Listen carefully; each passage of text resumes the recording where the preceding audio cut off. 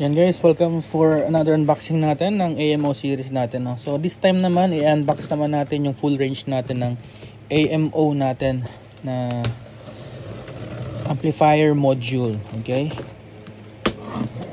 So, ito Brad, paras din siya ng AMC natin.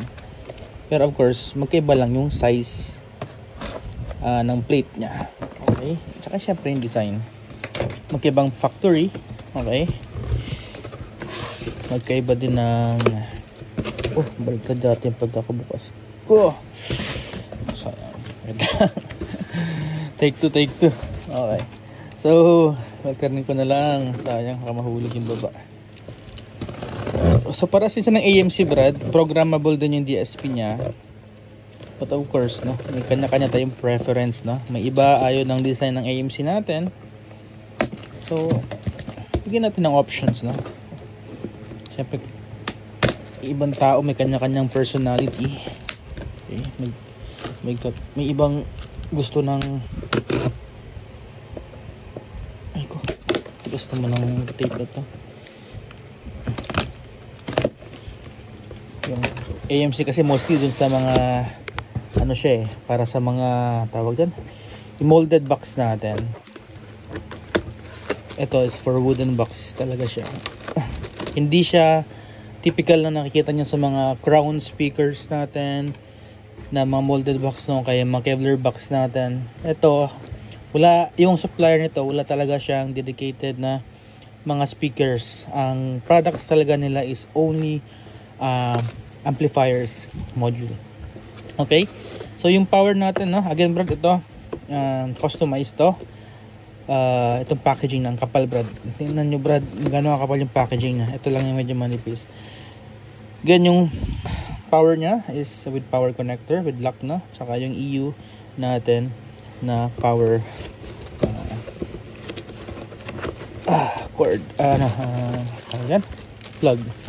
Okay, so ito Brad, estimated ko nasa around 3 kilograms. Paras lang din ng ating AMO 1000 for subwoofer kanina. So, open ko lang to, saglit lang. Ayan. Para makita nyo rin yung circuitry nya.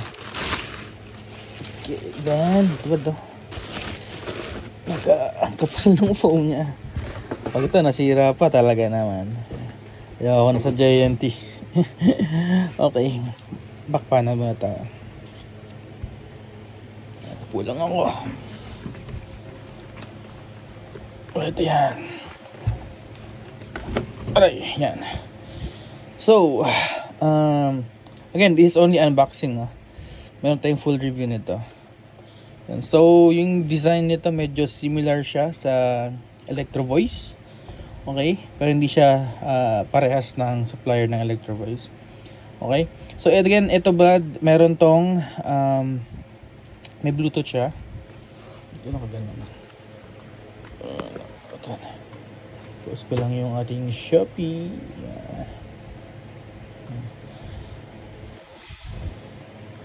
Hirap mag-video na mag-isa. Ayan. So, ito yung DSP niya, Brad. Okay. So, makita. Ay. Ayan. So, ito yung DSP niya. Again, ito yung screen niya, ano. Yung, meron siyang MP3 dito na USB.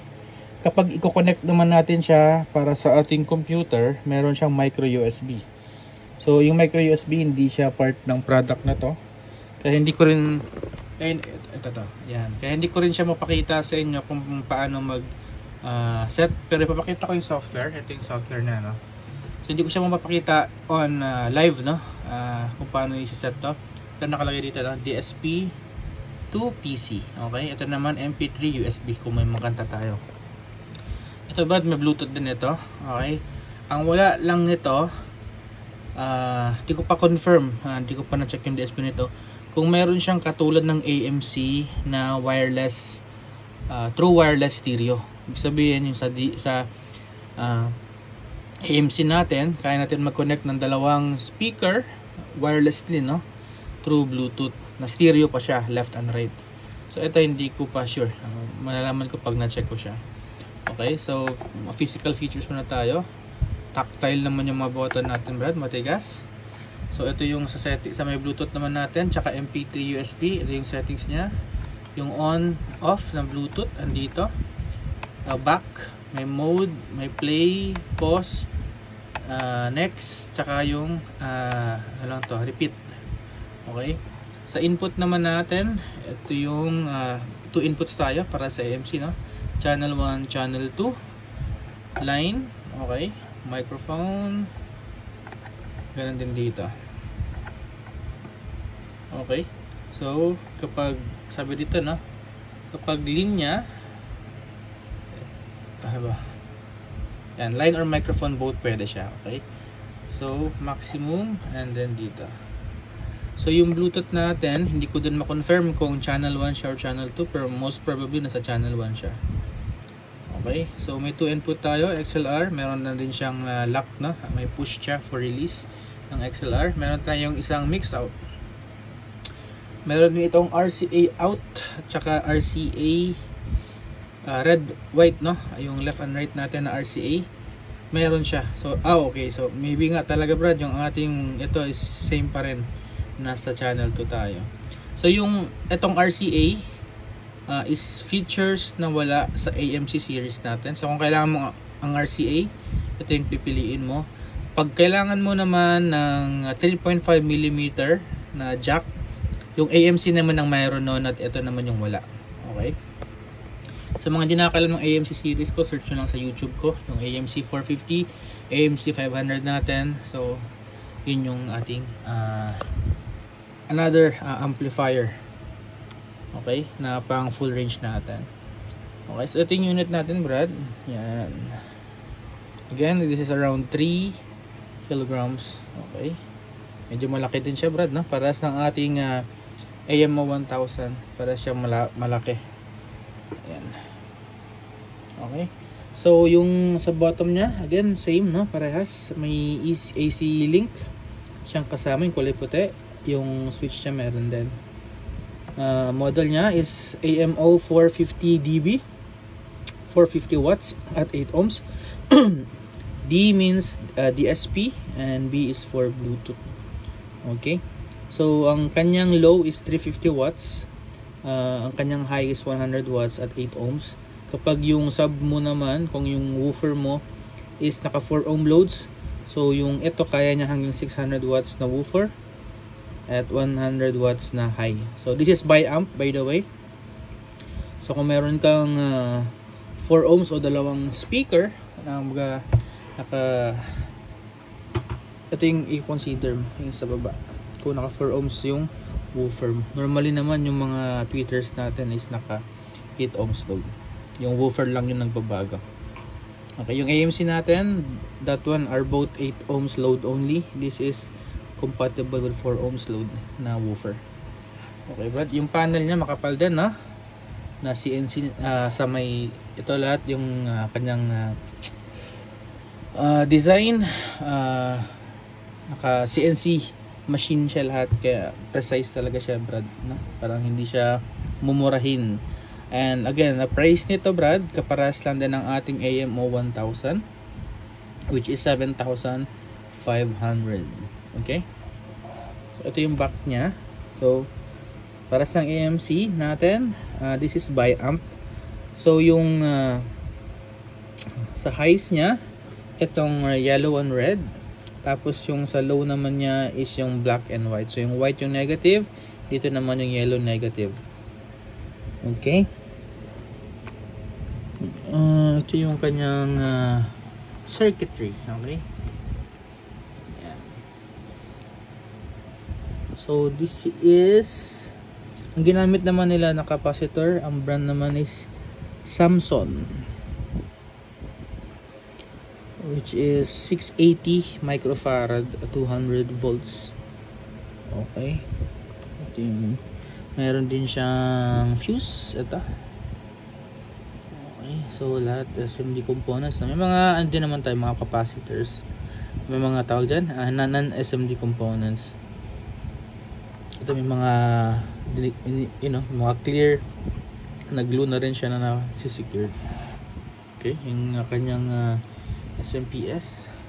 Other side tayo, itong inductors niya. Okay.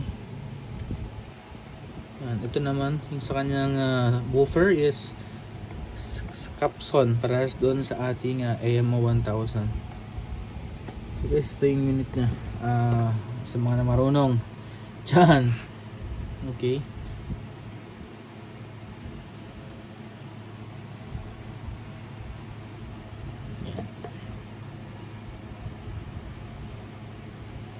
Okay, so meron din tayong 8 again, meron tayong 8 pieces nito for retail. 8 lang kasi nga iba nakuha na ng iba.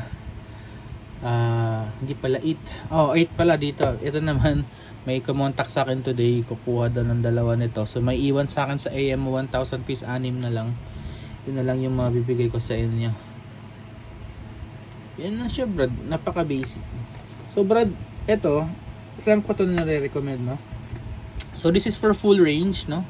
One woofer, one high. So compatible siya. Again, yung mga unit ko is compatible sa mga speakers na i-release ko.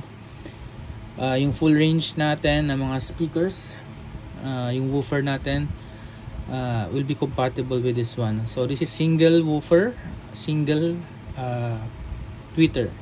So yung tweeter nito, ang pwede natin gamitin up to NCD 38 to NCD 38 and NCD 44 based sa akin.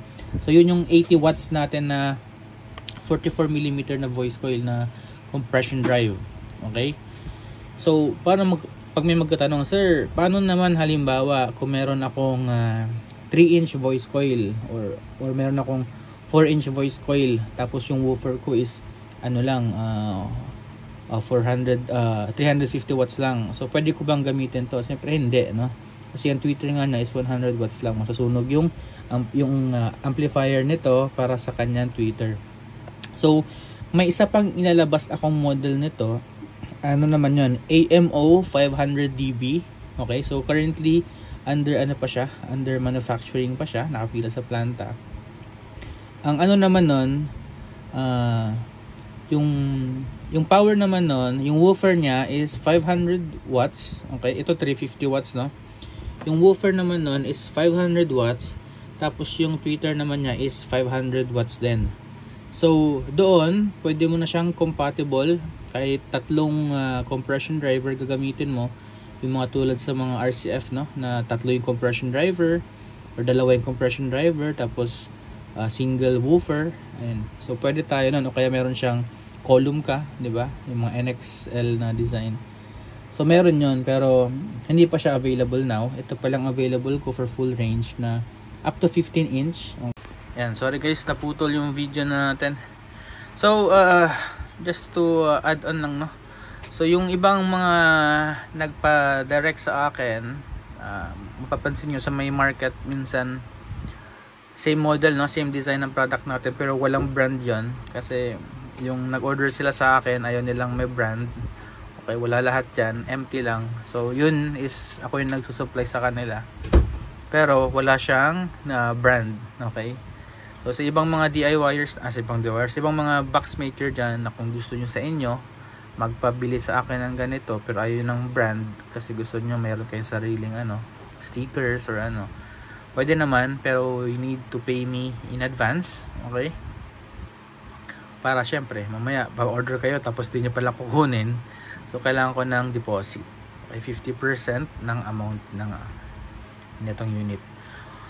Okay. And then regarding naman dun sa ating software, okay, so yung AMO series natin, this is only for subwoofer.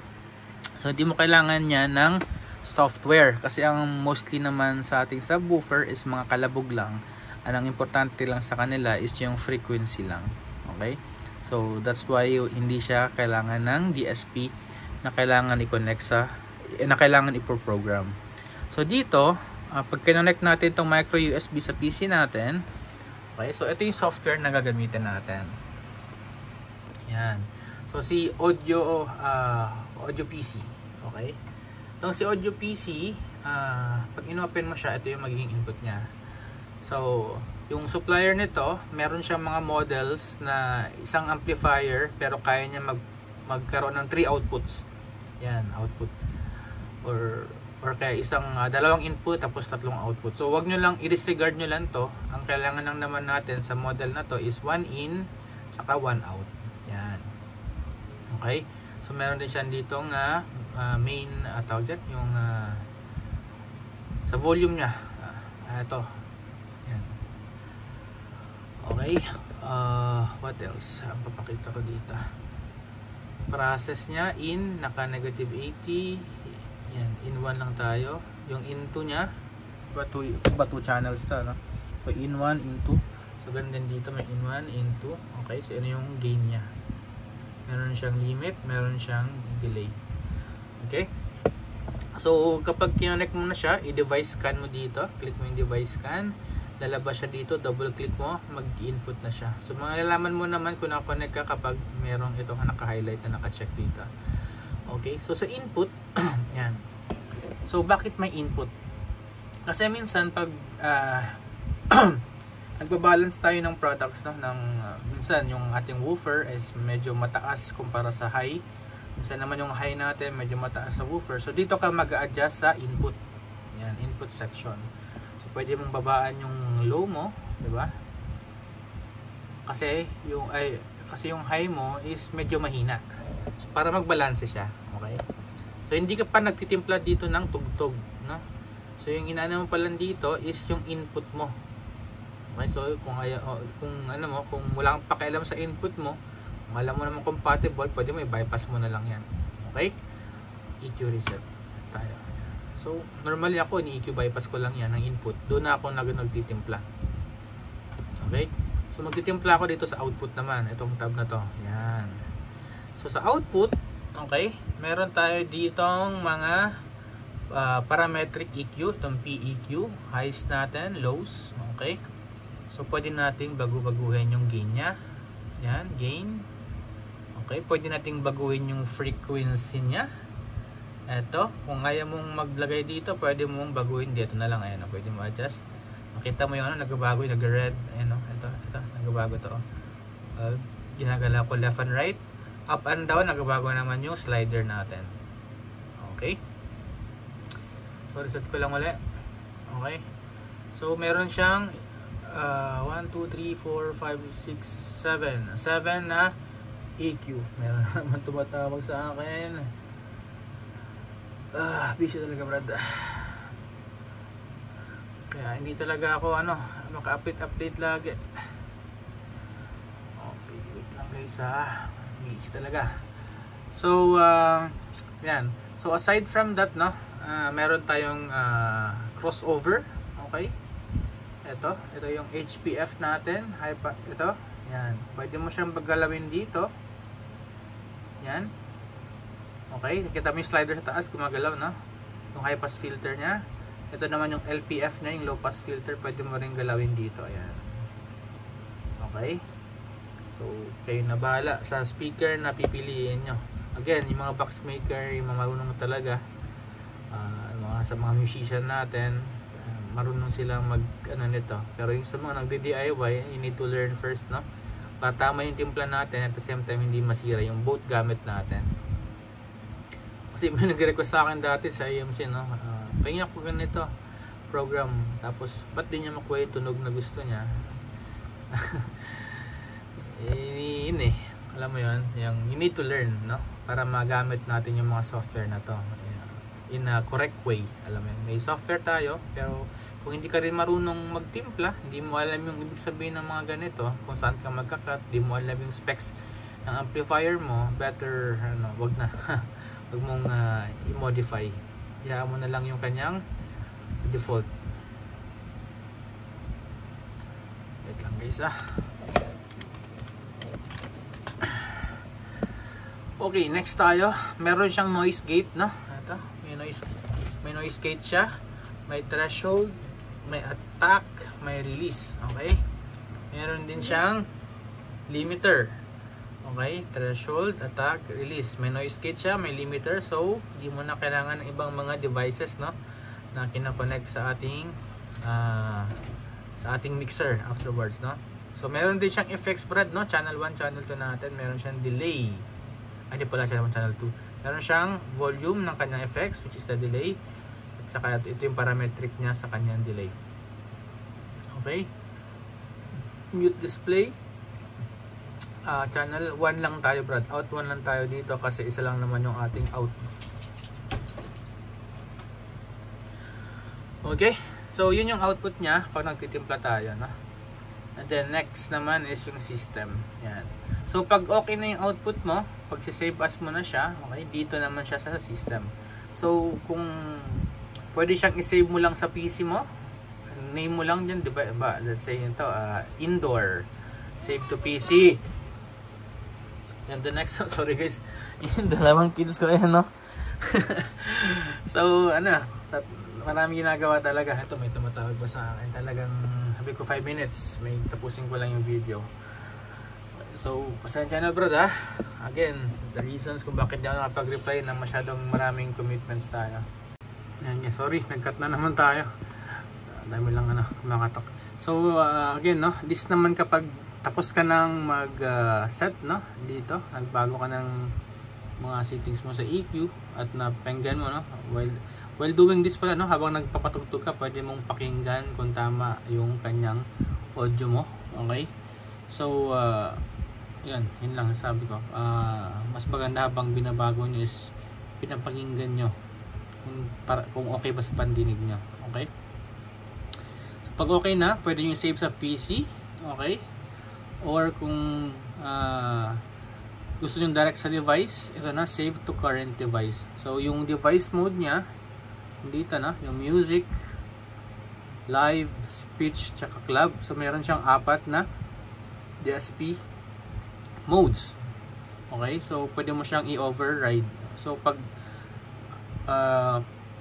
nagkamali ka, pwede mo namang i-recall yung kanyang parametric. Okay? So, pwede mo rin siyang i-lock para hindi lahat pwede mag-access nitong software mo pag maraming pakailan sa inyo, no? Or gustong anyways, kung kayo naman lang bibili tsaka kayo din mag-install, yan, so pwede nyong kahit i-neglect yun na lang to. So meron siyang limit set din dito. Okay, so sa mga tatanong, bakit mas mahal, ito lang comparison lang, no, ng mga standard amplifiers natin tulad nito, yung D18 natin, yung RAX4 natin na version 2, kulay black na, no. So compared sa ganito, just sa comparison lang, pag sa mga events kayo, bakit mas mahal yung mga ganito? The reason is that, no, ito kasi may mga built-in software siya tulad niyan, na may mga limiters na, may mga noise gate na, may crossover na siya. Okay, meron siyang EQ na rin built-in. Okay, may effects na rin siya, yung delay niya, di ba? So, yung mga binanggit ko na mga to, crossover, noise gate, limiter, yung mga delays, okay, yung EQ, ito yung mga yun, di ba? Yan yung mga yun, which is kapag binili mo to, kasama na siya sa package. May Bluetooth pa nga siya, oh. Ito wala pa yung mga Bluetooth, di ba? So, kasama na siya sa package, hindi lang siya talaga amplifier, okay? So, it's a smart device na composed ng marami ng mga tawag dyan, mga maraming mga changes na pwedeng gawin sa system na to. That's the first thing. Pangalawa, kapag nagse-setup ka, no, since dito pa lang na-control mo na, so hindi ka na every time na mag-setup ka, hindi mo na kailangang mag-adjust na naman ng EQ, adjust na naman ng crossover, adjust na naman ng noise gate, kasi naka-set na siya. Okay, so kapag, kaya nga minsan, no, mostly sa mga nag-events, ang mostly dala nila is mga built-in amplifier na, yung mga naka-ganito, kumpara sa mga naka-class H, sa mga disco talaga, kailangan nyo kasi pang matagalang events yan. Pero pa mga normal events lang, no, ito talaga yung mostly na ginagamit nila, kasi nga mas less hassle. Tulad ito, 3 kilograms lang ang isasalpak mo sa speaker, and then at the same time built-in na rin siya sa speaker, so mas less yung dadalhin mo, mas less wiring na din, di ba, kumpara kung meron kang rack type na amplifiers. Okay, so yun yung advantage nun. At the same time, yung power source mo ay malapit na mismo sa sa may amplifier mo, so yung losses is minimal. Pero meron dong asterisk, no? Pero syempre, yung kurente natin mula sa power source natin, malaki din yung gauge niya, yung nakakonect doon sa ating mga tawag dyan, extension cords. Okay? So yun lang yung asterisk doon. Dapat compatible. Ano din, malaki din yung AWG niya, yung gauge niya, thickness, para hindi rin magkaroon ng losses ng transmission ng power. Okay? Kaya nga iba minsan sa mga nag-events, no, yung mga amplifier nila na mga rack type, doon nila nilalagay sa tabi na mismo ng kanilang mga speakers. Okay? Para yung power source niya is malapit na doon sa mismong speaker. Mas less yung losses. Kumpara naman bumili ka ng speaker wire, ang kakapal, no? Pag mga 30 meters yung layo mula doon sa may boot nyo. So ang kakapal ng gauges nun, di magkano din yun. At the same time, pag nag-unpack kayo, tsaka magsiset kayo, ang bigat brad, ang bigat na speaker wires, ang ano pa, tama yun, masyado pang hassle, no? Kasi dagdag space doon sa cargo space nyo. Okay? So may full review tayo nito. Okay? Again, yun lang yung problem natin, yung oras natin, napaka-limited. So kung merong basta gagawin ko to ng full review within this month. Ayoko na mag-commit kung kaya naman within this month, para makita ko sa inyo yung DSP nya.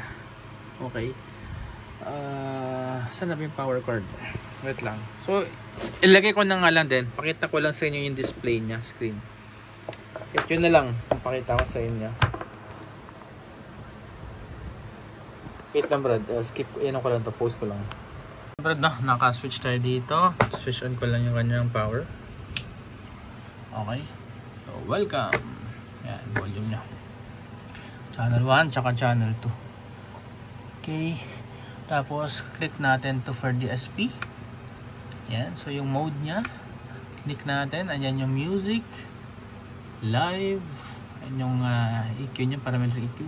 Ito yung speech nya, ito yung club. Okay, so meron siyang 4 DSP mode. So select natin music lang, pindot, okay, EQ. So meron na siyang EQ, pwede nyo yung sambaguhin, no? Kung gusto nyo i-boost yung bass nya, pwede nyo rin i-boost yung treble nya. Okay, so kaya nga Brad, no, 100 watts to. Okay, kasi nga yung ating NCD44 tsaka NCD38 natin are both 80 watts. So at least meron akong 20 watts na threshold, no? In case mag-boost man ako ng treble ko, meron siyang 20 watts na threshold. So kung meron kang 300 watts na speaker na RMS, is meron tayong 50 watts at least na threshold, no? Kung mag-boost man tayo ng bass. Okay, so after yun, 15 seconds, bumalik siya sa kanyang main. Okay, so let's say mag-volume tayo dito. Ayan, plus 10 dB. Ito yung kanyang unity gain. Yung minimum naman niya is negative, layo, no? Negative 80 yan, negative 80. Tapos yung kanyang unity is 0. Yun yung max nya. Huwag nyo nang i-boost.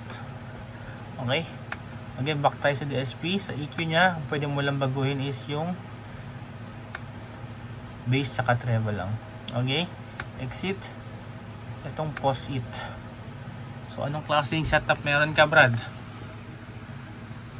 Pause it, no? Position. Okay, so saan ba nakalagay ito? Nakalagay ba siya sa corner? Nakalagay ba siya sa wall? Okay, nakita mo yung ano, no? So corner siya. Ito, yung mismong speaker is naka sa corner. Ito naman is nakadikit sa wall. Ito naman naka floor mounted siya. So meron din siyang, of course may effect siya. So ito na siya mismo yung mag-a-adjust. Okay, so nakita mo, no, yung naka-highlight dito is yung sa taas, no? Yung kanyang column, kasi nga ito is for full range. Okay, corner na lang. Yan, sub. So yung sub nito, itong sub, ito na-connect to as full range, diba? Ano yung subwoofer niya? Naka 15 naka 15 inch subwoofer ba or 18 subwoofer? Kasi ito na mismo mag-a-adjust kung unti lang ba ang ilalabas niya na woofer, okay, or kailangan niya maghabol ng kalabog. Okay? So yun yung purpose nito. So kung wala ka namang subwoofer na sa below niya, so hindi siya maglo-low pass filter, so iba-bypass mo lang yun. Okay? Exit tayo. Next, setup. So meron siyang control. Di ko alam para saan to, Brad. Kailangan ko i-check sa specs niya sa supplier. So balik lang tayo dun sa kanyang 8. Yan. Click mo to, then exit. Then exit dito. So yun lang yung settings niya. Okay. So ito yung Bluetooth niya. Pag i-on mo to, yan, Bluetooth connect. Ayan. Hindi ko lang alam kung meron siyang DSP mode. Click na natin yung mode. Ay, wala. Yun lang. Wala siyang stereo mode sa kanyang Bluetooth. So, 1 unit, 1 Bluetooth. So, mangyayari niyan, kung gusto mo siyang i-connect sa isa pang speaker, kailangan mo mag-mix out papunta doon sa isang speaker. Pero mono na yon, hindi na siya stereo. Okay guys, so yun lang. Ito unit na to. So by the way, ito pala, mapapansin nyo, wala siyang fan included kasi nga, yan. Kasi for full range lang naman ito, is around 450 watts lang. Okay, 450 watts, 350 to 100 watts. So kahit di na kailangan ng fan, tsaka class din naman yan. So heat is dissipated lang, directly lang. So dito naman, Brad, kung itong subwoofer natin kailangan ng enclosure, ito kahit wala siyang enclosure sa likod, pwede. As much as possible nga sana open lang ito, no, para mag-dissipate yung init. Okay, kasi wala naman siyang fan, para yung kalabog sa likod, see-through lang siya. May yung heat sa likod nito, tsaka heat sa dito is mag-dissipate. So yun yung design naman nito. Ito hindi nyo kailangan ng enclosure, basta for full range lang gagamitin. Okay, so yun lang guys, no? If you want this one, again, ang AMO natin na 1000S, ang 450 dB natin are both priced at 7,500 watts. Okay, yung 1500 DT natin is priced at 9,400. Okay, yun kasi is pwede siyang pang full range, pwede siyang pang sub. At dito naman, ito is only for subwoofer. Ang di ko nasukat is yung kanyang dimension. So wait lang guys, sukatin natin pala. Cut natin ulit. Yan, lastly, Brad, yung sukat natin, no? Yan, millimeters ulit tayo. So yung sukat ng length niya is 300, ano ba? Wait lang, 37. Kita nyo ba? 37 centimeters or 370 millimeters. Okay. Tapos yung lapad naman niya, ay 14 or 140 millimeters. Okay. Pero Brad, pag magbubutas kayo, syempre yung susundan nyo dito is yung inner. Yung inner niya, hindi ito. So, yan. Ito yung butas niya. Hindi yung sukat. Yung plate lang as your guide nyo. So, from the dimensions I said, no? So, kailangan nyo ng at least 1.5 cm.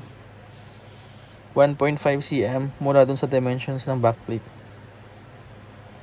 Pag 2 cm, hindi na pwede. 1.5 lang ang dapat. Or 15 millimeters. So, yun lang, Brad. Yan. Thank you for watching, no? Next natin na video is yung mga NCD natin. NCD 38, NCD 44, NCD 75, NCD 100. Tsaka yung kanyang mga voice coil. So, yun yung next na nakapila sa ating video for today. So, again, this one is AMO 450 dB for full range application. Okay? So, thank you guys for watching and see you in my next video.